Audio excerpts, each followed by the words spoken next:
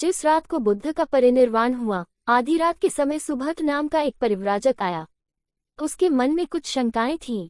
आनंद ने उसे यह कहकर रोक दिया, उन्हें हैरान मत करो, वह थके हुए हैं। भगवान ने आनंद की बात सुन ली।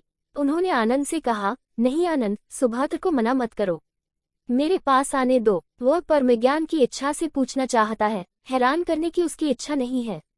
पूछने पर जो मैं उसे कहूंगा वह उसे जल्दी ही समझ लेगा। मध्यरात्रि में, उस अवस्था में सुभद्र की तथागत से उपदेश सुनने का सौभाग्य मिल गया। एक बड़ी दुखियारी स्त्री थी। पति, पुत्र, परिवार सब उसका नष्ट हो गया था। मारे दुख के वह पागल हुई फिरती थी। कपड़े पहनने का भी उसे होश न था। उसका नाम पताचारा था। एक दिन घूमते हुए वह बुद्ध के पास जैतवन आराम में आ गई। उस नंगी स्त्री को देखकर लोगों ने कहा, यह पागल है, इसे इधर मत आने दो। बुद्ध ने कहा, इसे मत रोको।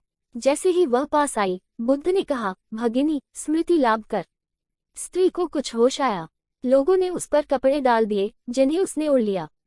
स्त्री फूट फूट कर रोने लगी। बुद्ध ने अपने उपदेशामृत से उसके शोक को दूर कर दिया। 2. बुद्ध का एक भिक्षु शिष्य था वक्कली। वह एक बार बीमार पड़ गया। उसने अपने एक साथी भिक्षु के द्वारा भगवान का दर्शन करने की अपनी इच्छा उन तक पहुंचवाई।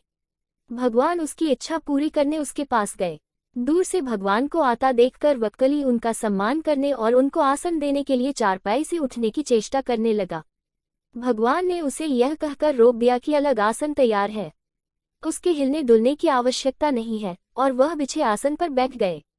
वक्कली ने उसकी वंदना करते हुए कहा, आपके दर्शन की मेरी बड़ी इच्छा थी, आपने कृपा करके उसे पूरा कर दिया। बुद्ध ने कोमल स्वर में कहा, वक्कली शांत हो जा, तेरी जैसी गंदी काया है वैसी ही मेरी है। वक्कली, इस गंदी काया को देखने से क्या लाभ? जो धर्म को देखता है वह मुझे देखता है, जो मुझे देखता है वह धर्म को देखता है। 3. भगवान बुद्ध गृहस्थों के प्रति बड़ी सहानुभूति रखते थे। एक बार सुप्रवासा नामक स्त्री के बच्चा होने वाला था और वह असहा वेदना से पीड़ित थी। उसने अपने पति के द्वारा बुद्ध के चरणों में प्रणाम अर्पित करवाया। भगवान ने उसे आशीर्वाद देते हुए कहा, कुलीय पुत्री सुप्रवास सुखी हो जाए, चंगी हो जाए। सुखी और चंगी होकर बिना किसी कष्ट के वह पुत्र प्रसव करे। 4. ब्राह्मणों के साथ भी उनकी पूरी सहानुभूति थी, जैसे कि विश्व के सभी प्राणियों के साथ उनकी पूरी सहानुभूति थी। बावरी नामक ब्राह्मण के एक शिष्य ने जब अपने गुरु की ओर से भगवान के चरणों में प्रणाम निवेदन किया तो भगवान ने आशीर्वाद देते हुए कहा, शिष्यों सहित बावरी ब्राह्मण सुखी हो। मानव, तुम भी सुखी हो, चिरजीवी हो। 5. बुद्ध के पास छोटा बड़ा जो भी जाता था वह उससे कहते थे, आओ, तुम्हारा स्वागत है।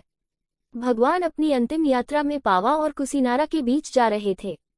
रास्ते में उन्हें पुक्कुस मल्लपुत्र नामक व्यापारी मिला।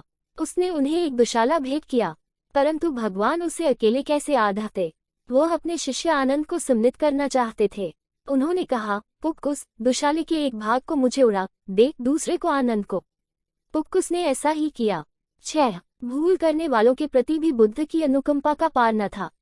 एक बार एक ब्राह्मण ने भगवान को विरंजा में वर्षावास करने का निमंत्रण दिया। भगवान वहां गए, लेकिन वह ब्राह्मण बहुधंधी था। उसने उनकी कुछ भी सुध बुद्ध नहीं ली। बुद्ध को बड़ा कष्ट हुआ। उन्हें 3 महीने तक कुटा हुआ जो रोज खाना पड़ा, क्योंकि उस समय विरंजा में अकाल पड़ रहा था और वह भी उनको और उनके शिष्यों को घोड़ों के व्यापारियों से मिलता था। इतना होने पर भी वर्षावास की समाप्ति पर भगवान बुद्ध अन्यत्र जाने से पूर्व विरंजा जाकर ब्राह्मण को आशीर्वाद देना नहीं भूले। भगवान बुद्ध के जीवन में ऐसी अनंत घटनाएं मिलती हैं। उनमें हमें उनकी मानवता के दर्शन होते हैं। उनके जीवन में कोमलता की पराकाष्ठा थी और उनकी वाणी में अपूर्व माधुर्य था जो सबको अपनी ओर खींचता था। उनके मुंह से क्रोध भरा शब्द कभी नहीं निकलता था। वह मनुष्य थे, परंतु मनुष्य की दुर्बलताओं